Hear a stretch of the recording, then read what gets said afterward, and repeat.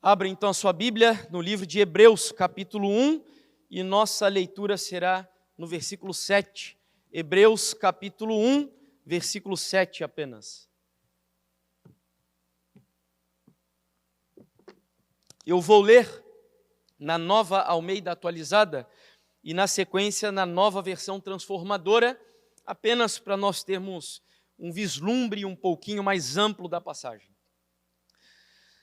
Ainda quanto aos anjos diz, aquele que a seus anjos faz ventos e a seus ministros labaredas de fogo. Na Nova Versão Transformadora, a respeito dos anjos ele diz, ele envia seus anjos como ventos e seus servos como chamas de fogo. A mensagem dessa noite está baseada na palavra que foi traduzida aí na passagem que nós acabamos de ler, como ministros ou servos em uma segunda versão. Essa é uma palavra que tem origem no grego, o idioma que foi usado para escrever o Novo Testamento, onde a tradução vem da palavra liturgos ou liturgos, dependendo da transliteração. E qual era o contexto cultural da aplicação desta palavra? Na época do apóstolo Paulo, que é aquele que cremos ter escrito o livro de Hebreus, embora no meio teológico haja aí um conflito com respeito a isso. A verdade é que essa palavra ela é de um uso bastante raro, mesmo nos documentos encontrados do idioma grego naquela época, não é comum você encontrar textos com a palavra liturgos ou liturgos. Porém, um dos usos comuns ou culturais, melhor dizendo, daquela época do Império Romano, especificamente falando, era direcionada aos oficiais do império que recebiam ordens do imperador ou de algum inferior ao imperador, mas superior a estes oficiais, e eles recebiam estas ordens com o propósito de executá-las. Ou seja, recebiam os mandatos oficiais do rei, do imperador, e eles deveriam executar precisamente as ordens que recebiam.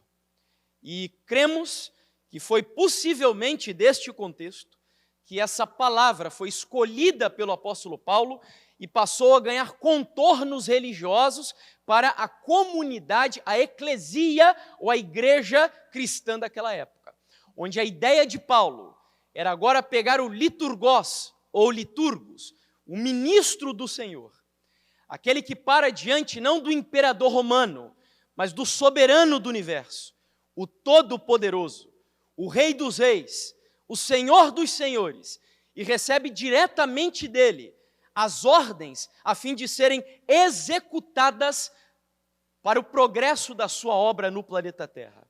A este a Bíblia chama de liturgos ou liturgos, ministro do Senhor dos Exércitos, do Deus Todo-Poderoso. Bom, a verdade é que quando nós usamos a palavra ministro, muito especificamente na nossa geração, temos o costume de associá-la ao pastorado da igreja. E a verdade é que o pastor, ele é sim um ministro do Senhor. E o pastoreio ou pastorado é um dos ministérios que a Bíblia menciona que o Espírito Santo, através da disseminação dos dons na igreja, faria com que existissem na igreja do Senhor ao longo da história. Então, o pastorado não é o único ministério. E o pastor não é um único ministro. De acordo com a Bíblia, nós temos muitos ministros e muitos ministérios, de acordo com a dotação do dom do Espírito Santo de Deus. Tanto é, e eu convido você a abrir a sua Bíblia no livro de 2 Coríntios, capítulo 5, versículos 17 até o 20, você verá que Deus nos chamou a todos, nos confiou o que Ele chama de ministério da reconciliação. Diz assim, 2 Coríntios capítulo 5, versículo 17, começando. E assim, se alguém está em Cristo, é nova criatura.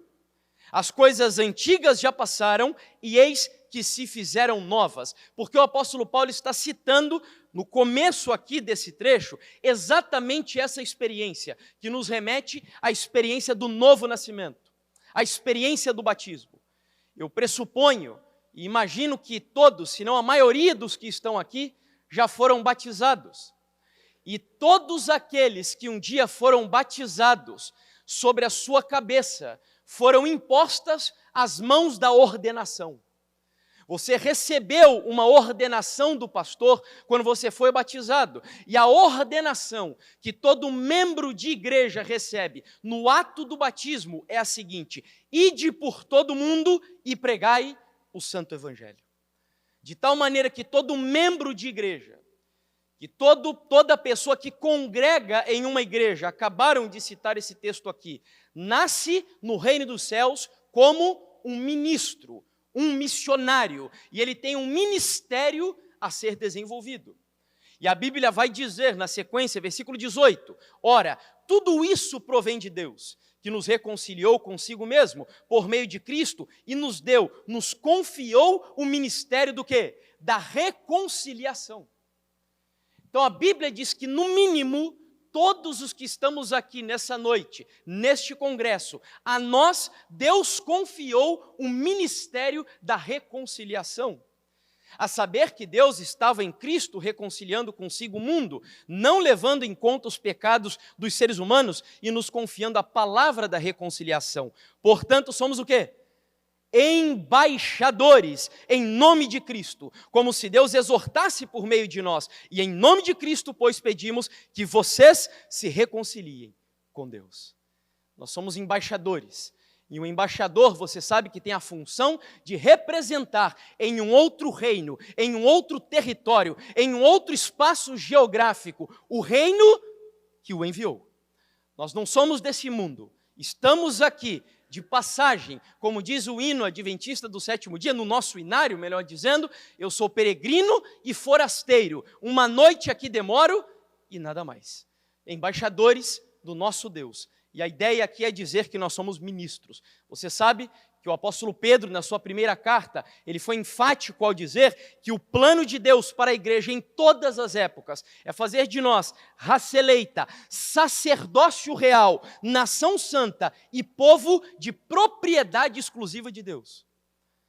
De tal maneira que até um erro hoje nós usarmos a palavra sacerdote aplicada exclusivamente ao pastorado, porque todos somos sacerdotes de Deus, de acordo com a nova aliança, e este foi o plano do Senhor, inclusive, lá no princípio. Desde a igreja judaica, Deus só não fez das 12 tribos sacerdotes de Deus, porque eles rebelaram-se contra o Senhor na apostasia do bezerro de ouro. E a única tribo que permaneceu fiel, qual foi? Você lembra?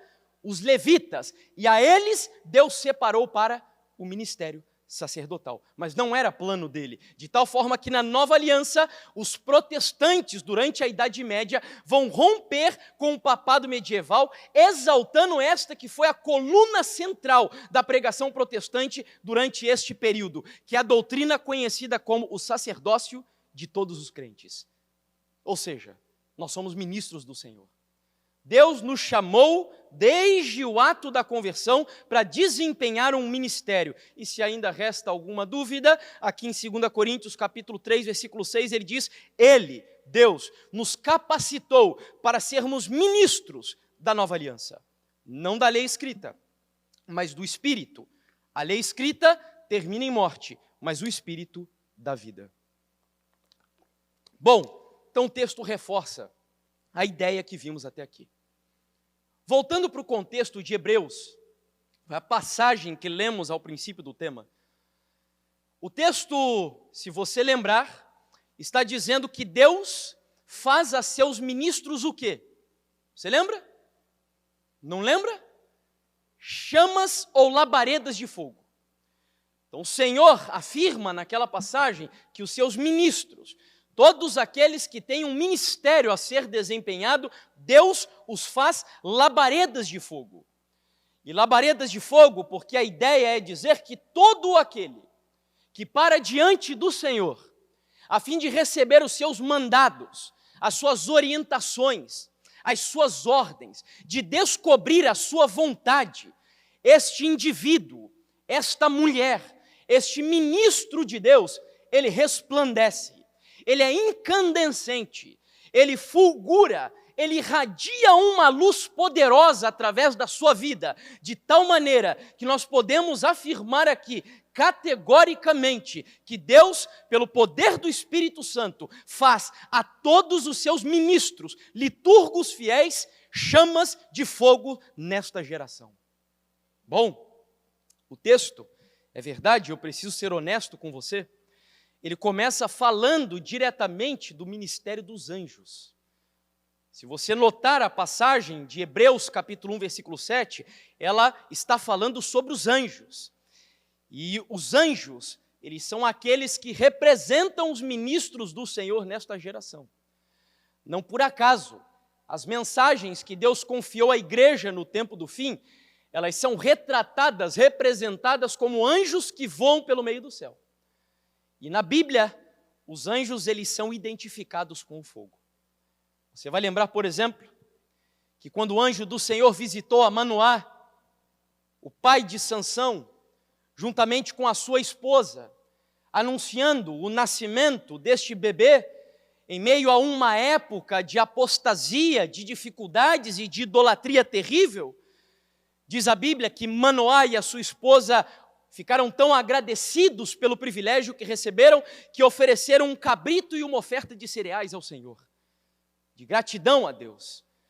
E no momento em que eles ofertam isto ao Senhor, diz a palavra de Deus que o anjo fez maravilhas na presença de Manoá e da sua esposa. E Manoá e a esposa ficaram tão impressionados com aquilo, que eles pararam diante do anjo para olhar o que aconteceria.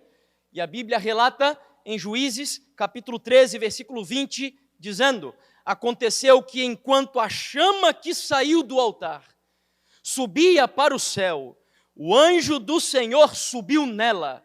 Ao verem isso, Manoá e a sua mulher se prostraram com o rosto em terra. Olha que coisa!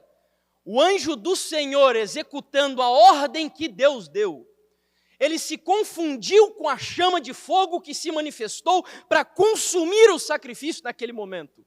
Quando a chama subia, o anjo se mistura, se mescla com ela e sobe até o santuário celestial, o reino de Deus, para oferecer aquele culto daquela família aqui na terra, porque Deus faz aos seus ministros chamas de fogo. Essa experiência dos anjos, ela também aconteceu em muitas outras histórias da Bíblia, por exemplo, no Éden. Você vai lembrar daqueles dois anjos que com espadas flamejantes velavam, guardavam a entrada do jardim do Senhor depois do pecado? Você vai lembrar que também os dois anjos que desceram até a tumba do Senhor Jesus e o anjo Gabriel, ao dizer: filho, o teu pai te chama, diz Ellen White no Desejado, que a glória desses anjos era algo tão fulgurante, tão reluzente, que a guarda romana que estava ali zelando, velando pela tumba, caiu imediatamente desfalecido no chão. Também os anjos que anunciaram o nascimento de Jesus. Você lembra que Ellen White diz que aquela estrela que apareceu e que guiou os reis até a presença de Jesus Cristo, que era um grupo de anjos que apareceu na região da Galileia, também fulgurantes, reluzentes, brilhantes, incandescentes, e quer mais? Apocalipse capítulo 18 diz que nos últimos dias, quando a última mensagem de advertência ao mundo for proclamada nesta geração, diz a Bíblia que toda a terra será iluminada com a glória de Deus, porque, volto a repetir, Deus faz aos seus ministros chamas de fogo. É isso que diz a palavra do Senhor. Você vai lembrar de Isaías, quando Isaías teve o privilégio de contemplar a presença de Deus entronizada em meio à adoração dos anjos lá no céu. Diz a Bíblia que os anjos olhavam para o Altíssimo, e este é um único atributo na Bíblia que é elevado até a terceira potência. Nós vivemos em uma geração que gosta muito de falar do amor de Deus, e o amor de Deus é uma realidade, é sim um dos atributos mais importantes do Senhor, mas ele não é o único, ele não é o exclusivo. E de acordo com alguns teólogos, nem é o mais destacado. Inclusive tem um pastor da nossa igreja, que é o pastor Emilson Reis, aposentado recentemente, professor do curso de teologia, autor de um livro que eu recomendo a todos, que é A Ira de Deus no Mundo dos Homens. E ele diz claramente que a santidade é o atributo mais importante do caráter de Deus. E então Isaías vê estes anjos dizendo: Santo, Santo, Santo é o Senhor dos exércitos, e a terra será cheia da sua glória. E Isaías ficou tão encantado com a cena, ao ver aqueles anjos que ele descreve com 6 asas, 2 abertas, 2 tapando o rosto, 2 tapando os pés, e ele chama esses anjos de uma palavra que foi praticamente inventada por Isaías, lá no idioma dele. Essa palavra não existia. A palavra é serafins. Você sabe o que significa literalmente serafins?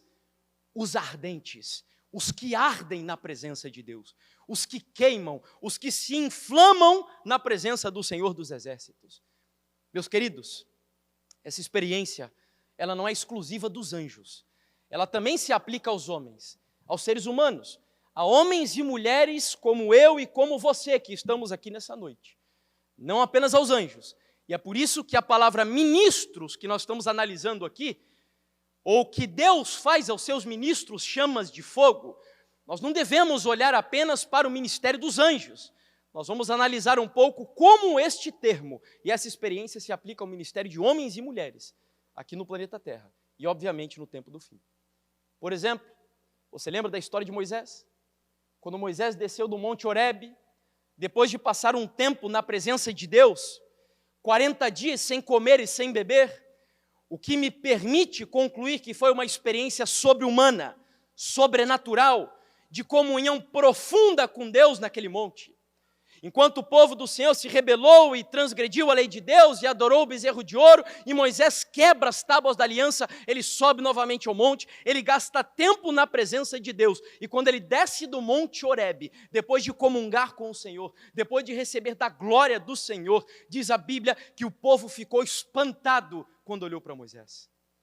Porque, meus amigos, eles pediram inclusive para Moisés colocar um véu sobre a sua face. Sabe por quê? Porque a Bíblia diz, não era o rosto de Moisés, era a pele do seu rosto, estava resplandecendo com a glória do Senhor dos Exércitos. Porque Deus faz aos seus ministros, chama de quê? De fogo. É isso que diz a palavra do Senhor? Você lembra daqueles 2 discípulos que iam caminhando até Emaús? Lembra da história, né? Eles estavam decepcionados. Eles estavam tristes porque haviam viajado de Emaús até Jerusalém para celebrar a festa da Páscoa. E as expectativas deles eram as melhores possíveis. Eles esperavam que Jesus fosse o Messias, mas aquele Messias político que o judeu acreditava ser, que marchasse à frente de exércitos e etc. E quando chegaram lá, as suas expectativas foram frustradas. E eles voltavam caminhando para Emaús, entristecidos, dialogando entre si, quando de repente aparece um homem a princípio desconhecido para eles, e eles inclusive chegam a zombar nas entrelinhas deste homem, perguntando a ele: mas como assim? Você mora aqui na região e não sabe dos últimos acontecimentos de Jerusalém? E eles relatam a experiência para esse homem. Já a viagem era longa, a noite estava já despontando, quando então eles chegam em casa, e olha só como uma escolha na vida pode mudar todo o curso da sua história. Se eles não tivessem convidado Jesus para entrar no seu lar, a história seria diferente, mas eles convidaram. E quando esses 2 discípulos entraram, e Jesus vai abençoar o pão, e então eles veem as marcas, eles veem o gesto, e eles olham um para o outro e dizem: uau, é um...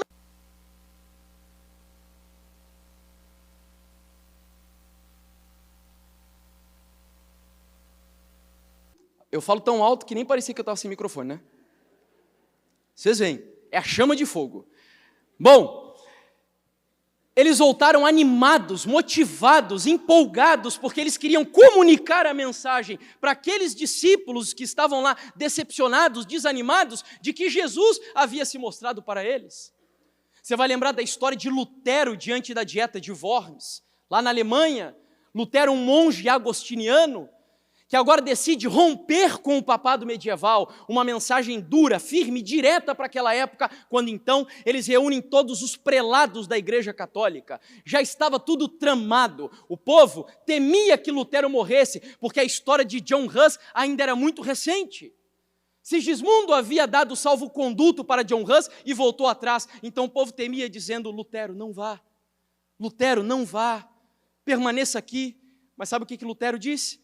Ele afirmou, isso está registrado no livro Grande Conflito: ainda que acendessem por todo o caminho de Worms a Wittenberg uma fogueira cujas chamas atingissem o céu, em nome do Senhor eu caminharia pelo meio delas, compareceria perante eles, entraria pelas mandíbulas desse hipopótamo e lhe quebraria os dentes, confessando o Senhor Jesus, porque Deus faz aos seus ministros chamas de fogo. Amém? Um homem é tudo o que Deus precisa. Ele não precisa de uma multidão, ele não precisa de milhões ou milhares, Deus precisa de um homem ou uma mulher cheio do fogo do Espírito Santo para abalar uma nação, para abalar um continente ou inclusive para abalar o mundo inteiro. Lutero, alguns registram que naquela ocasião, quando ele foi comparecer diante da dieta, diz que enquanto ele defendia as Escrituras, e chegaram para ele dizendo: Lutero, esses livros são seus? Ele disse: sim, são meus. Você nega o conteúdo desses livros? Lutero disse: eu não posso. Porque não é lícito, não é correto a um homem violentar a sua própria consciência. Aqui eu estou, aqui eu permaneço, e que Deus tenha misericórdia de mim. Enquanto Lutero falava essas palavras, Ellen White registra no livro Desejado de Todas as Nações, que alguns que estavam presentes na época dizem que a luz do céu iluminava-lhe o semblante. Era o fogo do Espírito Santo. Esses homens, que nós muitas vezes olhamos e pensamos que eram pessoas especiais, eram pessoas diferenciadas, que Deus escolheu a dedo, de maneira arbitrária e predestinada. Não! Esses homens eram pastores de ovelha, eram camponeses, eram carpinteiros, pescadores, iletrados. Alguns, é verdade, eram mais eruditos, mas eram homens como qualquer um de vocês que estão aqui, como eu. Tinham fazendeiros, tinham granjeiros, tinham muitos fazendeiros, inclusive na época de Guilherme Miller. Mas foi Guilherme Miller que escolheu estudar a palavra do Senhor, e com a Bíblia na mão, e uma concordância bíblica na outra, e o fogo do Espírito Santo. Olha o que este homem conseguiu produzir nos Estados Unidos da América. O movimento adventista de 1840 a 1844 foi uma manifestação gloriosa do poder de Deus. A mensagem do primeiro anjo foi levada, olha isso, a todos os postos missionários do mundo. Eu não sei se isso não te impressiona. Não tinha internet, não tinha carro, não tinha Facebook, não tinha Instagram. Hoje é muito fácil, meu Insta, pela graça de Deus, está quase alcançando, agora, esses dias, a marca de 1 milhão de pessoas alcançadas nos últimos 30 dias. Mas esses homens não tinham tudo isso, e a Bíblia diz que a mensagem que eles pregavam foi levada a todos os postos missionários do mundo. E em alguns países houve o maior interesse religioso que se tem testemunhado em qualquer nação, desde a reforma do século XVI. Por quê? Deus faz aos seus ministros o quê? Chamas de fogo. Bom, nós vamos nesse momento, na segunda parte conclusiva do nosso sermão, citar 3 características que eu acredito que devem moldar o seu ministério, que devem moldar a sua vida como ministro de Deus. São 3 características, no meu ponto de vista. É possível que tenham outras, mas eu vou citar apenas 3 aqui. E a primeira delas é que o ministro de Deus, que exerce um ministério nesta geração, ele precisa ter uma convicção profunda da mensagem, de que a mensagem que ele carrega, ela vem do próprio Deus. Essa é a primeira característica. Você precisa estar convencido de que você é um liturgos do Senhor, ou um liturgós. E você deve entender que a mensagem que você detém, ela foi enviada pelo próprio soberano do universo.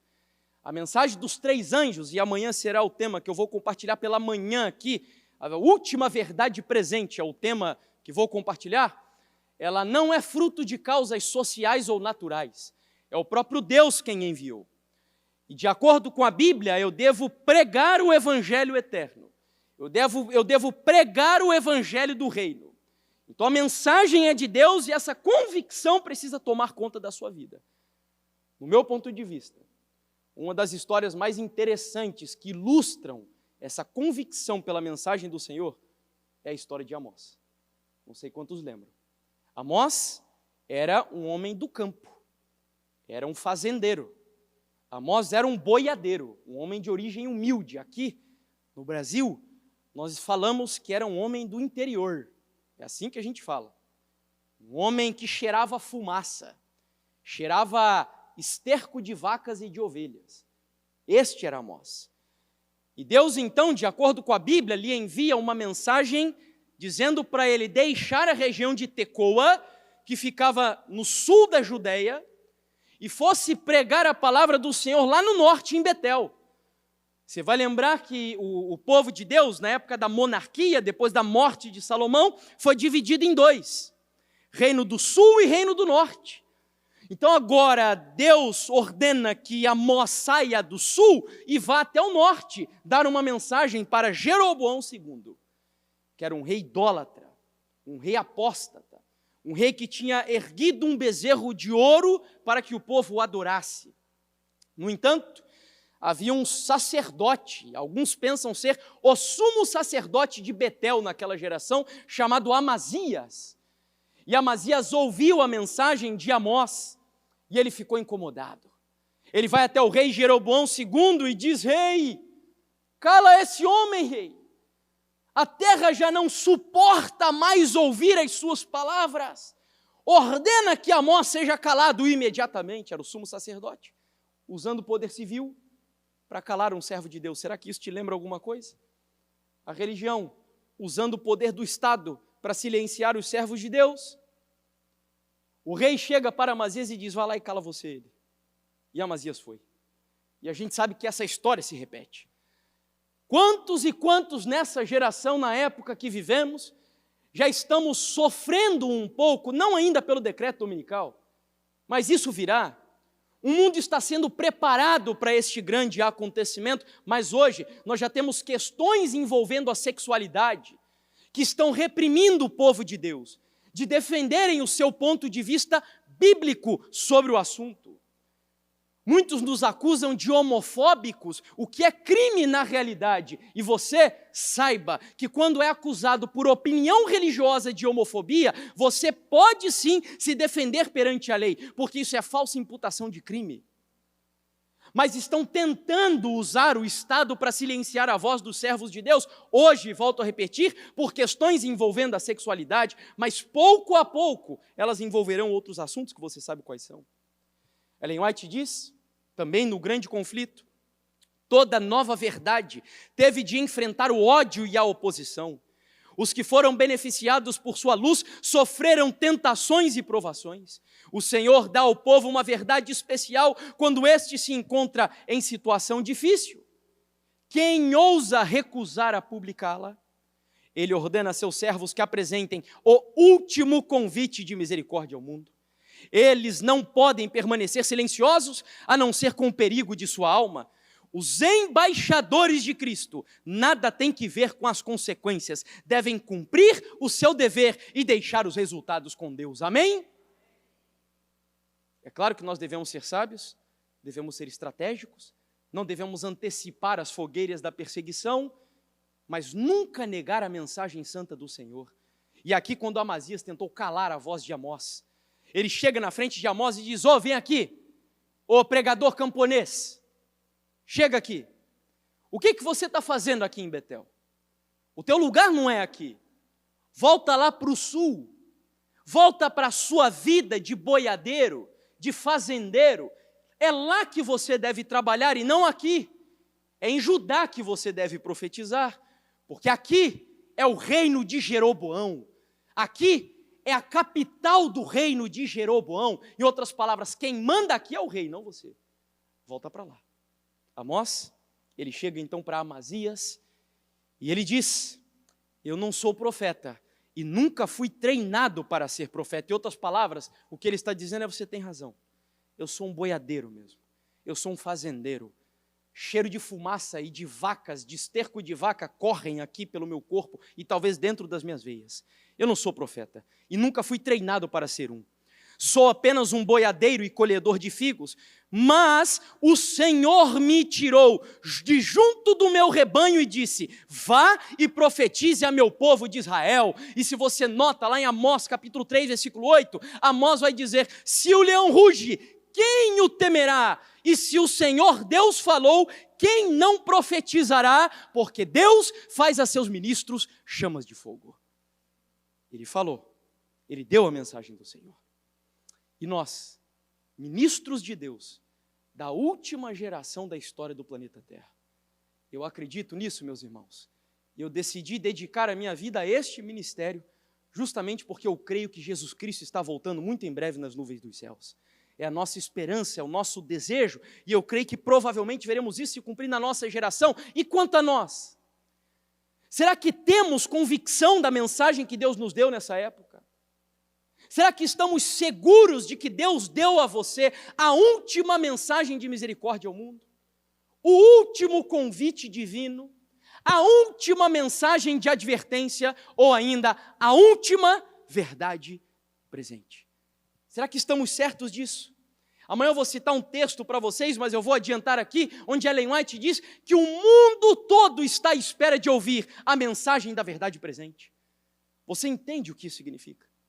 Será que nós temos plena convicção e certeza para cumprirmos a missão do Senhor? E eu pergunto, quantos daqui deste congresso sairão como ministros de Deus que estão cheios de chama de fogo na sua vida? Bom, primeira característica é termos consciência, convicção de que o chamado vem de Deus, de que a mensagem vem de Deus. Segunda característica, o ministro do Senhor, ele precisa viver a palavra que prega.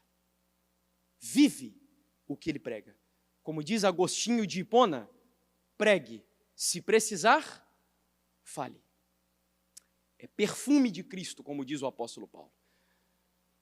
Você vive o que você prega? Você vive o que você ensina? A Bíblia, ela compara a pessoa que vive o que prega com a casa edificada sobre a rocha. Esta é a diferença, inclusive, entre uma e outra. Jesus diz que aquele que edifica a casa sobre a areia é aquele que ouve, que escuta, que está na igreja, que participa de congressos e congressos, mas nunca muda a sua vida definitivamente. Não adianta nada você ganhar o mundo inteiro e perder a sua alma. E o seu primeiro ministério aqui, como ministro do Senhor, qual é? Qual é? O seu lar. O seu lar. E se você não for um homem ou uma mulher que vive em piedade e santidade dentro da sua casa, você pode desenvolver o ministério mais bonito possível, mas você será reprovado na presença de Deus. Porque o ministério do lar é o mais importante de todos. O homem ou a mulher devem ser, dentro do lar, aquilo que são dentro da igreja, autênticos, verdadeiros, honestos. Hoje é muito comum nós ouvirmos pessoas dizendo assim: olha, olhe para Jesus, não olhe para mim. Você não deve olhar para o irmão X, Y ou Z. É muito comum ouvirmos isso hoje. E eu digo que tem a sua razão, mas a verdade é que muitos, quando usam essa expressão, o que querem dizer é o seguinte: me deixe pecar em paz. Deixe eu pecar tranquilo. Olhe para Jesus, não olhe para mim. Mas a verdade é que o apóstolo Paulo, como grande exemplo de ministro do Senhor, ele chegou ao ponto de dizer: sede meus imitadores, como também eu sou de Cristo. Ele não estava aqui puxando, digamos, a idolatria para si. Além disso, ele chega a dizer para Timóteo: siga o meu ensino, Timóteo. Siga a minha conduta, Timóteo. Depois de denunciar um grupo de pessoas na igreja, que ele diz: fuja deles, que é aquele povo que tem aparência de piedade, mas logo na sequência do texto ele vai dizer: siga o meu exemplo, a minha conduta, o meu ensino. Sabe o que é isso? É o que a gente chama hoje de discipulado. E nós carecemos disso hoje dentro da igreja. Nós precisamos de anciãos que sejam discipuladores.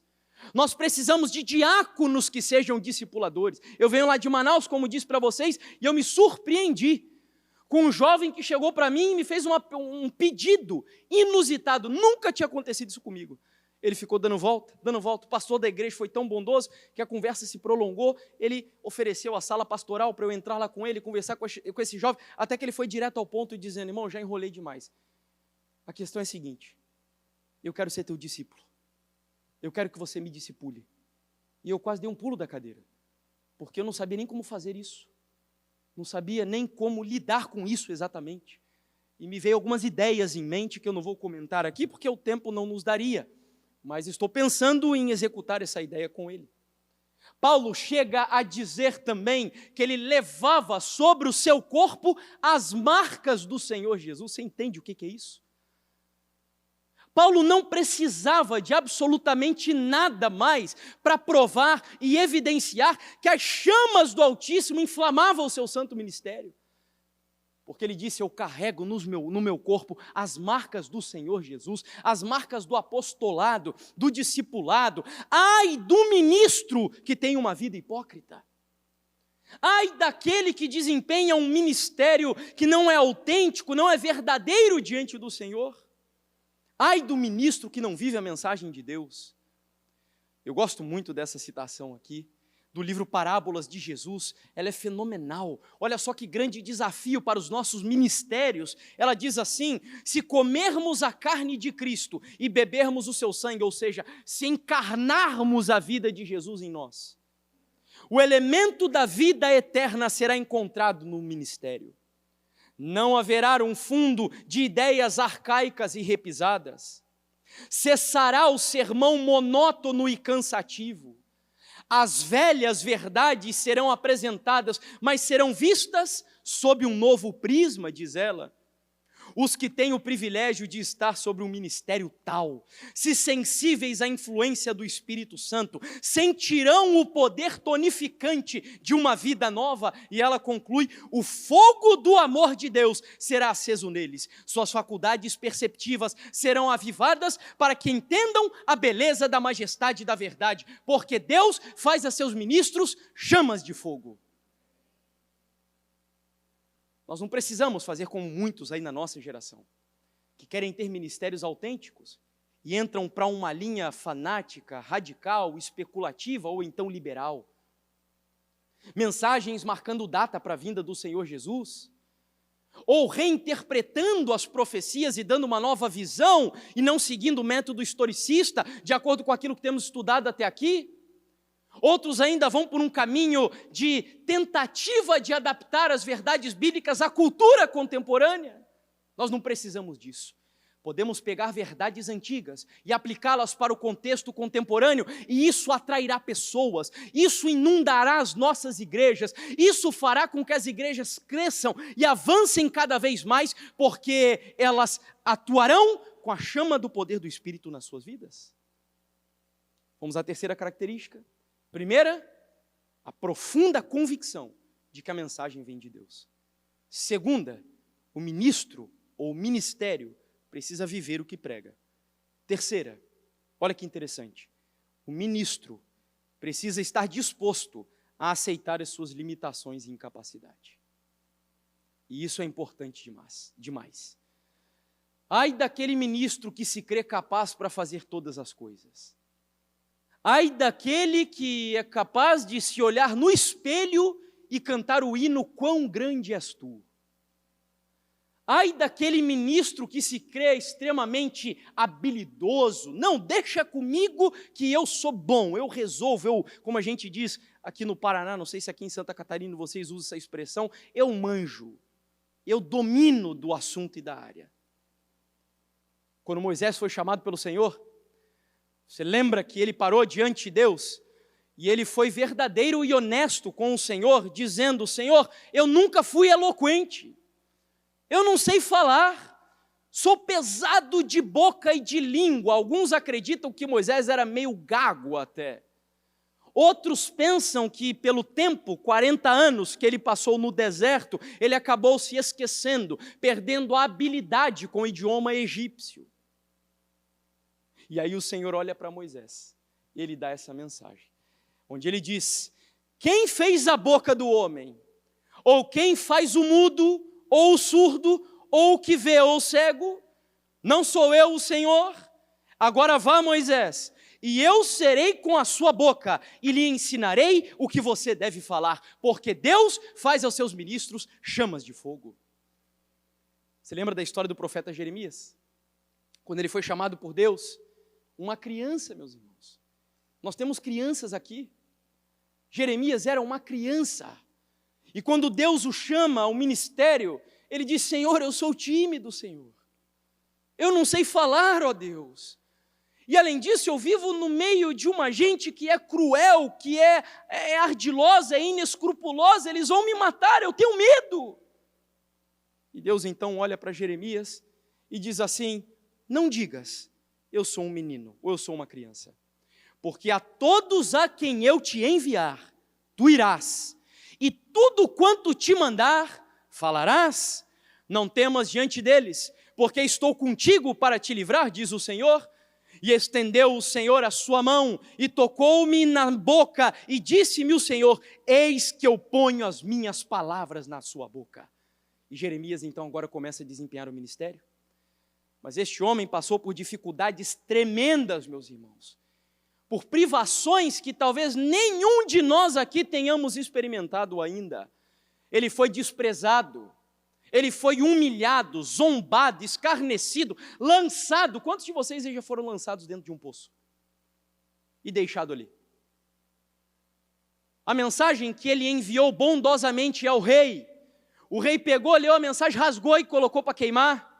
Essa foi a realidade de Jeremias, e Jeremias lamentava, tanto é que ele tem um livro na Bíblia chamado Lamentações, um homem que sofreu muito e profundamente pela rebeldia do seu povo. Tanto é que ele é conhecido como, você lembra? Profeta chorão. Chorou muito, lamentou muito, tanto que em um trecho do seu livro, ele chega a dizer: quem dera minha cabeça se tornasse como água, ou então os meus olhos em fontes de lágrimas, para que eu pudesse chorar a morte da filha do meu povo. Chegou um momento que Jeremias pensou em desistir. Talvez esteja falando para pessoas aqui que estão pensando em desistir do ministério, pelas dificuldades, pelas aflições, pelas angústias, pelos dilemas, sejam familiares, financeiros, profissionais e etc., ou até mesmo de habilidade, quando então, olha só o que diz Jeremias: mas se eu digo que nunca mais, eu estou usando aqui a versão, nova versão transformadora, mas se eu digo que nunca mais mencionarei o Senhor, nem falarei no seu nome, em outras palavras, eu não quero mais pregar, eu não quero mais exercer esse ministério, eu estou cansado, eu já não aguento mais. Mas ele disse assim: a sua palavra arde como um fogo em meu coração, é como um fogo em meus ossos, estou cansado de tentar contê-la, é impossível. Você vê o que a palavra do Senhor, o que o chamado do Senhor é capaz de fazer com a sua vida, mesmo quando você tenta retroceder, desanimar, desistir. O chamado é tão forte e intenso no seu interior, que Deus faz aos seus ministros chamas de fogo. Inclusive o sofrimento e a dificuldade é consumido pela chama do Espírito Santo na vida de um servo de Deus. Bom, você conhece a história de Pedro? Quando Pedro viu o Senhor Jesus Cristo operando aquele milagre de acalmar a tempestade, e ele olha para Jesus e diz: Senhor, aparta-te de mim, porque eu sou um homem pecador. Pedro reconheceu as suas debilidades. Diante da santidade de Deus, ele viu que ele não tinha capacidade de desenvolver aquele ministério. Você lembra do apóstolo Paulo? Quando Paulo também passando por uma luta tremenda, ele diz: Senhor, Senhor, esse aguilhão, Senhor, eu já não aguento mais esse aguilhão fustigando, incomodando a minha vida, Senhor. Tira esse aguilhão de mim. Afasta esse espinho da minha carne, Senhor, imediatamente, por amor do teu nome. O que Deus responde para ele, você lembra? A minha graça te basta, porque o meu poder será demonstrado através da sua fraqueza, porque Deus faz a seus ministros chamas de fogo. Uma das histórias dos reformadores que mais me encantam, e aqui nos aproximamos já da conclusão, é a história de George Whitefield. Não sei quantos já ouviram falar da história desse homem. Ellen White chega a citá-lo no livro O Grande Conflito, como um grande avivalista do século XVIII. Ele foi parceiro, inclusive, de John Wesley. E influenciou John Wesley na sua forma de pregar, porque George Whitefield era muito intenso. Os seus biógrafos chegam a dizer que ele foi chamado, conhecido como o príncipe dos pregadores ao ar livre. Diz os historiadores que Whitefield pregava, em média, 10 sermões por semana. E ele pregou isso ao longo de 34 anos de maneira ininterrupta. Multidões eram reunidas para ouvir as palavras desse homem. Eu acho um exagero.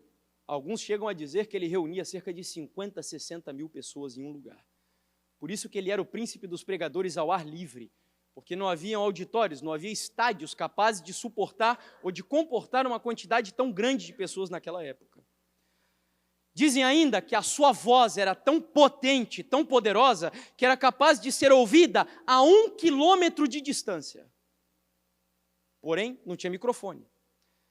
Ele era um homem de físico bastante fraco, e além disso ele tinha problemas de pulmão. Eu li certa vez alguém comentando sobre Whitefield, que a maneira dele pregar era tão eloquente, tão tocante, que ele era capaz de falar a palavra Mesopotâmia ou Nabucodonosor e levar as pessoas aos prantos. Teve um palestrante que disse que se ele fosse capaz de dizer ó, como o George Whitefield dizia, para ele já estaria satisfeito. David Hume, que era um filósofo lá daquela época, um filósofo ateu. Certa vez alguém o viu correndo pelas ruas de Londres, um amigo dele, e chegaram para ele e disseram assim: Hume, por que você está correndo dessa maneira? Aí ele gritou lá do outro lado: eu estou indo ver George Whitefield pregar. Sabe o que o amigo dele disse? Bom, mas você não acredita no que ele prega. Sabe o que David Hume respondeu? É verdade, eu não acredito no que ele prega, mas ele acredita no que prega. E eu quero vê-lo pregar. Ele mexia com as pessoas, a intensidade. E um dia antes da sua morte, ele precisou se esforçar tremendamente para ficar de pé. Ele parou diante de uma multidão de pessoas. E esse homem pregou por cerca de 2 horas lá em Exeter, nos Estados Unidos da América. Era um auditório grande. Dizem que enquanto ele pregava, o seu rosto brilhava como o sol. Ele fechou a Bíblia. Ele foi para uma outra cidade dormir na casa de um pastor. E então, no meio da noite, antes de dormir, na verdade, um grupo menor de pessoas pediu para ele pregar. Nós queremos te ouvir, gostaríamos de ouvir. Ele acendeu uma vela e ele pregou para eles até que a vela se apagasse. Quando então ele subiu para o quarto, e cerca das 2:30 da manhã, ele teve um ataque de asma e ele morreu. Como assim? George Whitefield sofria de asma e pregava 10 vezes por semana durante 34 anos, e a sua voz era capaz de ser ouvida a 1 quilômetro de distância. É exatamente isso. Sabe por quê? Porque Deus faz a seus ministros chamas de fogo. Chamas de fogo. Eu cortei um trecho de um texto que eu li propositalmente.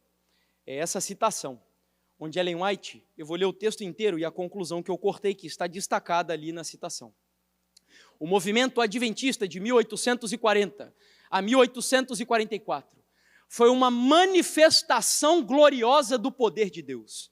A mensagem do primeiro anjo foi levada a todos os postos missionários do mundo.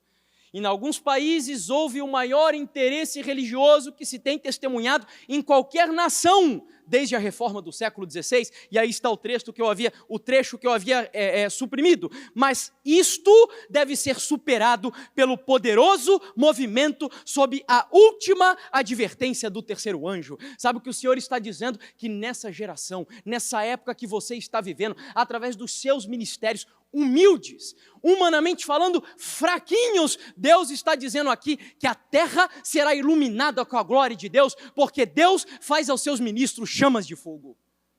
Será superado. Um dos textos que mais me encanta de Ellen White, eu peço ao Senhor, eu oro ao Senhor, inclusive dizendo: Senhor, se eu morrer antes de Jesus voltar, deixa-me viver ao menos para experimentar e ver essa profecia se cumprir. É quando Ellen White diz que servos de Deus, com semblantes iluminados e resplandecendo de santa consagração, irão de um lugar até o outro operando curas, sinais e maravilhas. E ela conclui: milhares de pessoas se converterão em um único dia. Meus amigos, eu sei que nós temos impedimentos, eu sei que nós temos dificuldades, eu sei que nós temos aflições, por vezes familiares. É um esposo que não acompanha, é uma esposa que não acompanha, ou os pais, as mães que não apoiam. É possível que enfermidades venham, e alguém que está dizendo isso para vocês aqui pode dizer com uma certa autoridade: porque o meu ministério foi atacado pelo Senhor no início da pandemia em 2020, quando minha esposa e eu planejávamos, e a maioria de vocês devem saber, ter o nosso primeiro bebê, e Deus enviou um câncer para dentro do meu lar. Foi difícil. Eu questionei muito ao Senhor, porque a gente faz reforma de saúde, a gente cuida há muitos anos já, inclusive, e os questionamentos vêm, e os dilemas vêm, e eu precisei experimentar o meu segundo deserto, porque o primeiro foi literal, quando a minha esposa e eu fomos morar no México, lá no ano de 2013, 2014. E Deus mudou a nossa vida vivendo lá no deserto, divisa do México com os Estados Unidos. Mas o segundo foi mais difícil. E então Deus permite que dificuldades venham. Deus permite que aflições venham. Deus permite que até mesmo desapontamentos aconteçam. Mas o ministro de Deus, o ministério que tem a convicção de que ele está carregando a mensagem do Deus Todo-Poderoso, nem a enfermidade, nem a angústia, nem as aflições, nem a falta de dinheiro, nem a abundância de tribulações e dificuldades, nem toda a potestade do mal, nem que o inferno inteiro caia sobre a sua cabeça, nada, absolutamente nada, será capaz de desviar você do propósito do Senhor para a sua vida e o seu ministério, porque Deus faz a seus ministros chamas de fogo. Bom, eu não sei você, mas ao estudar essa mensagem, eu clamava intensamente dentro da minha vida, dizendo: Senhor, eu quero me consumir no teu serviço. Senhor, eu quero dedicar toda a minha vida até que a vela se apague e derrame a última gota de cera. Senhor, eu quero me queimar por Ti, Senhor, ajuda-me, Senhor, para que eu possa ser melhor, fazer o meu melhor, nas condições que eu tenho hoje, enquanto eu não tenho ainda condições de fazer melhor ainda.